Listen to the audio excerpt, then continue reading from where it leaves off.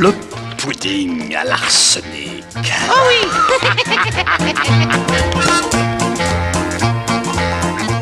Salut les rôlistes, aujourd'hui la Gazette du Rôliste est au complet pour ce premier épisode et on va aborder le sujet de la création de personnages. Salut les gars, comment ça va?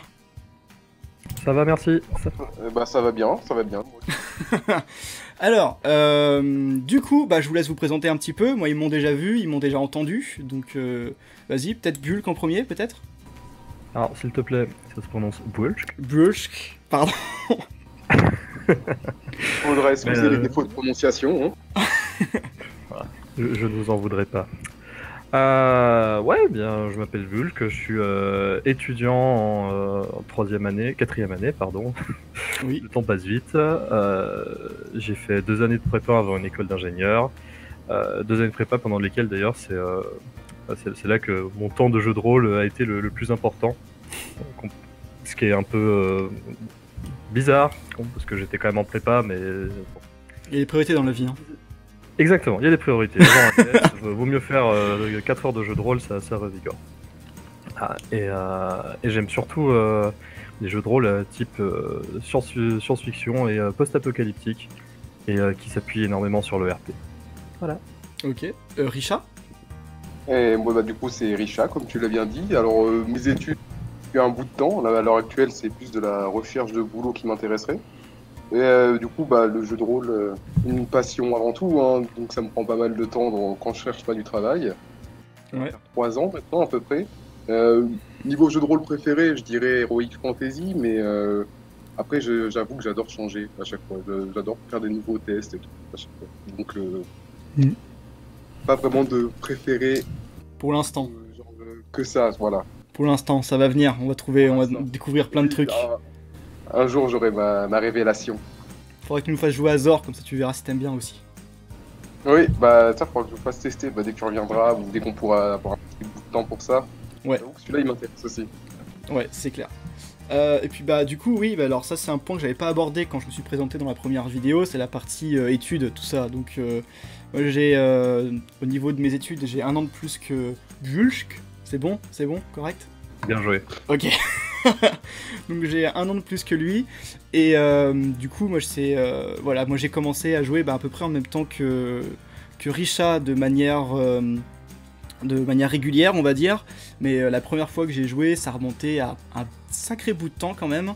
C'était avec mon beau-père, donc j'ai eu la chance d'avoir de la famille qui m'a initié et donc voilà.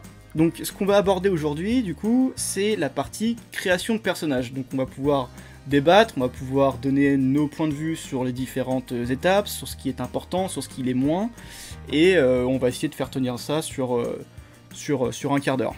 Donc du coup, création de personnages, et déjà des petites anecdotes sympas sur des persos que vous avez créés. Ok, je veux bien commencer. Vas-y. Alors, faut savoir que moi j'ai beaucoup masterisé en général, j'ai créé peu de personnages, et j'ai même commencé en masterisant parce que voilà, on n'avait pas de MJ, donc il fallait bien se lancer. Mais du coup, un personnage que j'ai beaucoup aimé, c'était une campagne sur Pathfinder, un copain qui nous avait teasé en prépa du coup, Ouais. qui nous avait teasé après les concours pendant bien 1 mois là, et du coup juste après les concours, paf, on a fait 4 jours de suite de jeu de rôle, et du coup j'avais un personnage, et en fait ce personnage n'avait pas de nom. Et du coup, comme il n'avait pas de nom, il fallait quand même qu'il se présente, et du coup il changeait de nom tout le temps.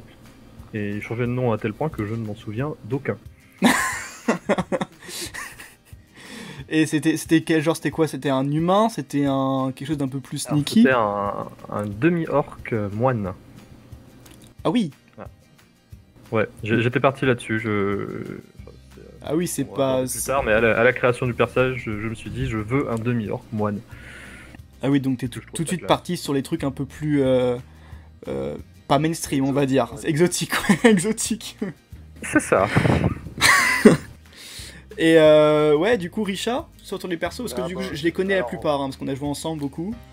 Je crois que celui qui m'a vraiment le plus marqué, c'était le premier, Wairudo. Le fameux Wairudo.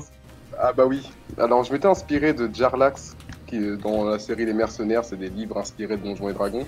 Et du coup, lui, c'est un assassin elfe noir très classe, très charismatique. Ouais. Il se trouve que j'ai voulu m'en inspirer, donc j'ai fait un assassin elfe noir. Bon, le côté classe et charismatique s'est enfui avec les jets de dés. Quand tu ne réussis aucune action, c'est fini. Genre juste sauter d'un arbre et tu tombes lamentablement par terre, hein, je m'en souviens très bien. Et tu veux pas nous parler d'un certain Dexter, peut-être? Ah, un Apex. Un Apex, donc du coup c'était un singe intelligent, on va dire, dans l'univers de Starbound. On va dire.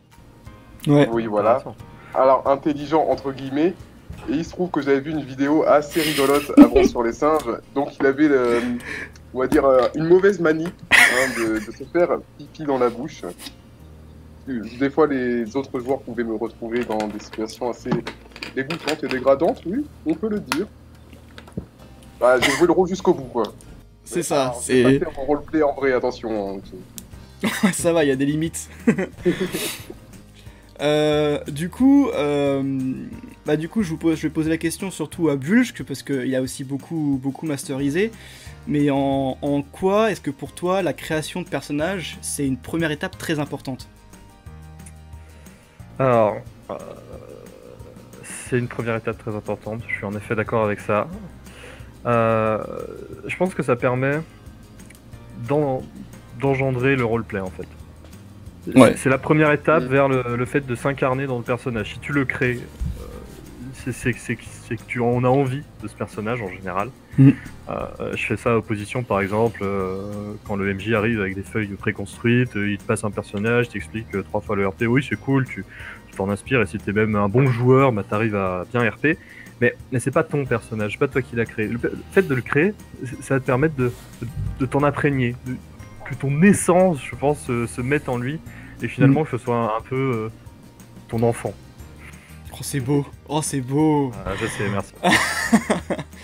Et du coup, ton point de vue en tant que joueur, majoritairement joueur, Richard?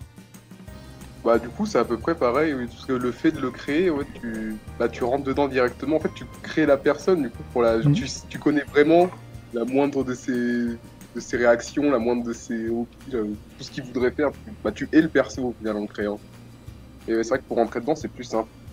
Ouais c'est ça, c'est que généralement, malgré le fait que ce soit un rôle que tu vas jouer, il y a toujours un côté très personnel dans ce personnage, et c'est ce qui le rend attachant, parce que du coup tu t'y identifies beaucoup plus au cours de la partie et t'y tiens quoi, parce que t'as vraiment pas envie de mourir dans le jeu, donc c'est à peu près comme ça que je perçois aussi le truc.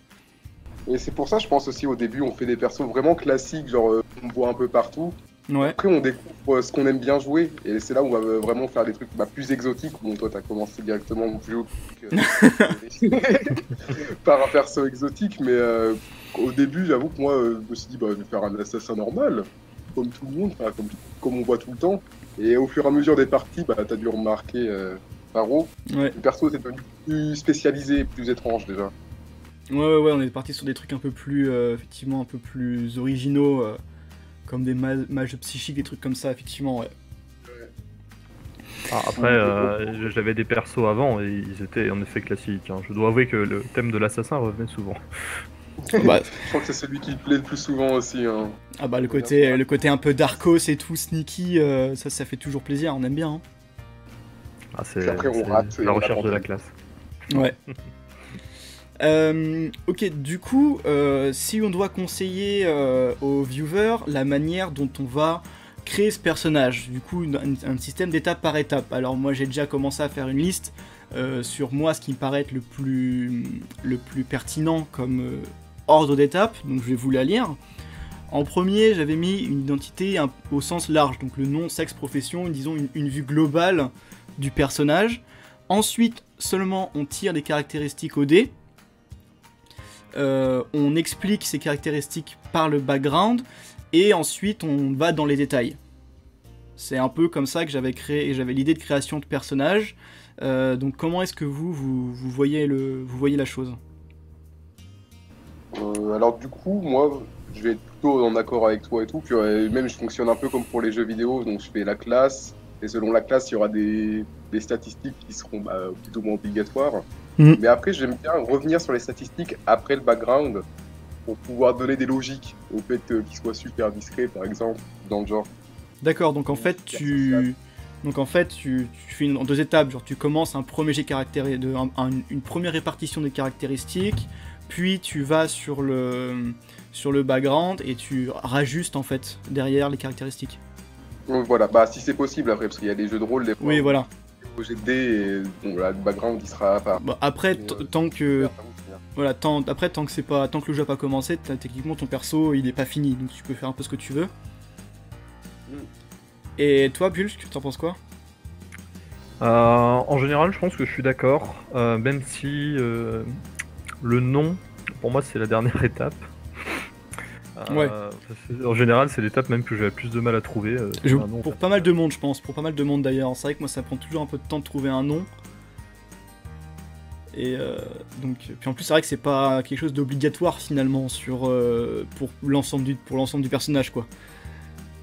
C'est pas, ça peut venir après. Ça n'a pas d'influence sur ses caractéristiques. C'est vrai que Non, bah, en effet. pour l'histoire du personnage qui avait pas de nom, pareil, hein, je l'ai eu dans un jeu de rôle il y a pas longtemps. Et bah, étant amnésique, à chaque fois que je changeais de ville, je changeais de nom pour éviter de me faire reconnaître, parce que bon, il y avait toute une histoire derrière aussi. Donc du coup, j'ai aussi le perso sans nom, et bah, sans nom, tu t'en sors très bien aussi au fait au niveau du personnage. Ouais. En effet. Mm. Mais sinon, excusez-moi, j'ai oublié ce que je voulais dire. Ok. C'était pas mal. C'est Je pense parti que avec c'est plein de intéressant. convictions en plus. Mm. Exactement. Et du coup, je l'ai retrouvé. Mais sinon, le sexe, la profession, la race, tout ça, je pense que moi, quand je cherche à créer un personnage, je vais chercher un concept en fait. Je vais pas chercher à lui appliquer une race, à lui appliquer quoi que ce soit. Pour revenir genre sur le demi-orc moine, j'avais juste, me suis dit au début, j'ai envie de faire un demi-orc paladin. Parce que le demi-orc paladin, bah, genre c'était 2 mondes pour moi qui fusionnaient, genre le monde des orcs par exemple et le monde des paladins, et je trouvais que ça allait bien ensemble, que quelqu'un qui s'est battu en fait pour sa place, et je trouvais ça très intéressant comme concept. Donc, Ah oui, d'accord. Pathfinder imposant que les paladins soient loyal bons, j'ai finalement fait un moine, mais voilà, je restais dans le même concept. D'accord, donc c'était vraiment l'idée en fait de 2 univers qui sont vraiment différents, qui s'entrechoquent, et du coup ça fait un background effectivement assez classe au personnage, quoi. C'est vraiment, bah ouais, moi je voulais faire ça, donc bah, je me suis donné la peine, et puis malgré on va dire les remarques ou les critiques des autres, je me suis battu pour, quoi. C'est un peu ça l'idée. Ouais, c'était ça. D'accord, bah c'est vrai que c'est Et, plutôt cool comme ça, j'avais pas fait Et ça si comme ça. tu parles de tirage des caractéristiques, la majorité des jeux de rôle que je fais, moi, on ne tire pas les caractéristiques, on les répartit. Ouais, alors ça, du coup, ça c'est aussi un truc qu'on peut aborder, bah tu fais bien d'en parler. Parce que le côté répartition, c'est comme ça qu'on avait commencé aussi, Richard, je sais pas si tu te rappelles, enfin, sûrement si d'ailleurs.